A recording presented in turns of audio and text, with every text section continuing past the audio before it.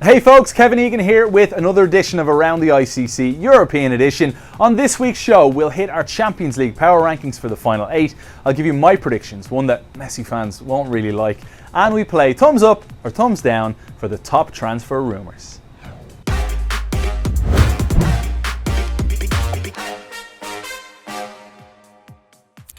The Champions League, you were missed. And here's what transpired during a frantic couple of days last week.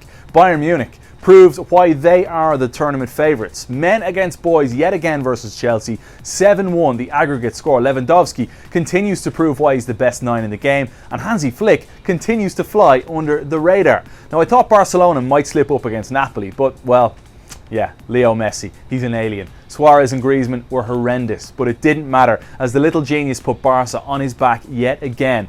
They're starting to remind me of Argentina. So Messi's in, but Ronaldo's out, and so is Maurizio Sarri. Literally, the old lady looked exhausted against a well-oiled Lyon side. Sarri was sacked, Pirlo was hired. What a weird turn of events. Finally, to a night to forget for Rafael Varane. He's a player that's won it all, a Rolls-Royce defender, but he broke down a few times against City, gifting Guardiola's men 2 goals. Real Madrid go crashing out, losing both legs, and Manchester City head to Lisbon with a real chance of their first European title.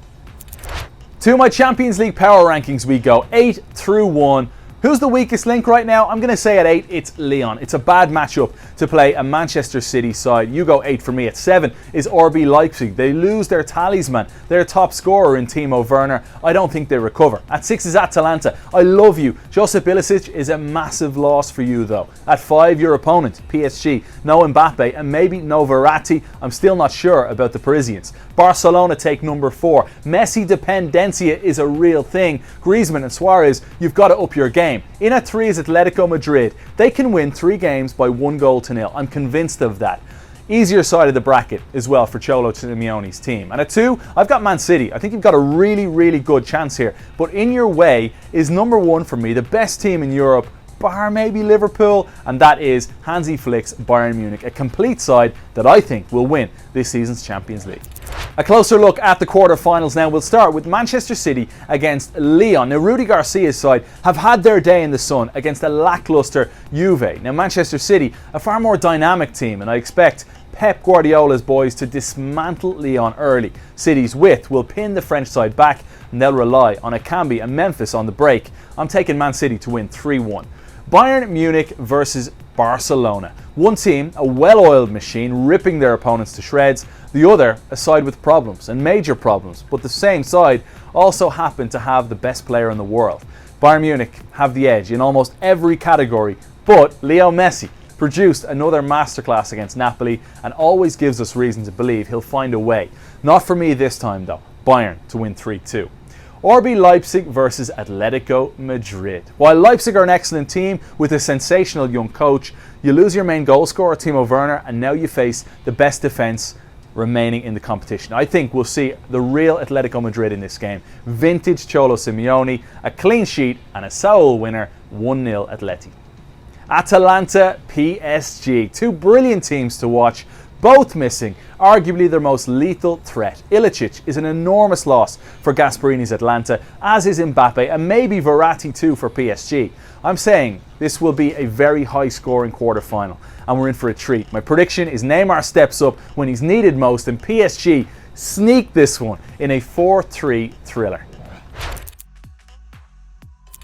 Time for this week's ICC 11 and it's my selection of the best players, the in-form stars as we head into the quarterfinals of the Champions League. In goal, Jan the Man Oblak. Don't even try to argue this one with me. He is sensational. At right back, we've got Nelson Semedo. Really impressed me in his relationship with Messi on the right-hand side for Barca. Felipe of Atletico Madrid at centre-back. He's been a gem all this season. Aymeric Laporte, crucial for City, is my left-sided centre-back. And Alphonso Davies rounds out the back four, the Canadian superstar level. What a season he's having. Marquinhos jumps from centre-back to holding midfielder. I love him in this position. He'll protect with Kevin De Bruyne edging forward, the Man City star in the best form of his career. Leo Messi on the right-hand side, speaks for itself. Papu Gomez alongside Messi, 2 Argentines pulling the strings, and Memphis Depay, who has been remarkable yet again for Lyon on the left, with Robert Lewandowski up front, banging in the goals. Love your thoughts. This is my 11.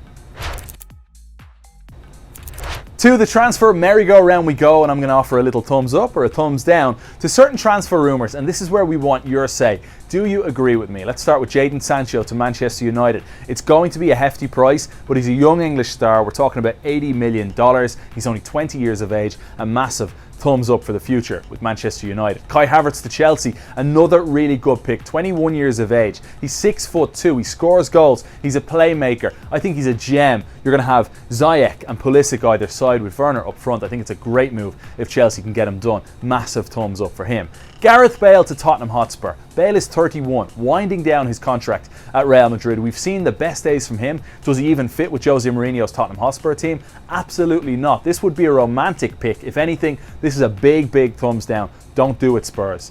Edinson Cavani to Benfica. Now, I'm giving this a thumbs down for the only reason that I would love to see Edinson Cavani play for Bielsa and Leeds United. I think he'd be perfect with Leeds coming to the Premier League. He'd be that great striker in that Bielsa system to lead the line for them and light up the Premier League where he's never played before. So it's a thumbs down for that reason alone. Otherwise, Benfica is a great move for him. And finally, N'Golo Kante to Inter Milan. Big thumbs up. For some reason, Kante's not as popular as he once was at Chelsea. Kovacic has been sensational in midfield when Kante's been injured. Inter need his energy in midfield. It'll cost them a lot of money for the 29-year-old, but big thumbs up. Go and get it done, Antonio Conte.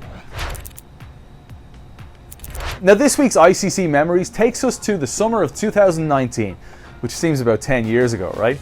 We just saw Barca and Napoli battle it out in the Champions League, but these two teams were quite familiar with each other. They met twice last summer in the US, with Barca winning both games in Miami and Michigan, 2-1 and then 4-0. Busquets, Rakitic, Suarez, Dembele and Griezmann all scoring. A lot has changed since then though, with both Carlo Ancelotti and Ernesto Valverde departing their clubs. Once more, this summer it was Barcelona smiling at the final whistle. Folks, that's all we have time for this week's episode. As always, check out the fixture with Meg Lenihan for all your best ICC and around the world women's soccer news. For me, Kevin Egan, and our classy team, we shall see you next week. Take care.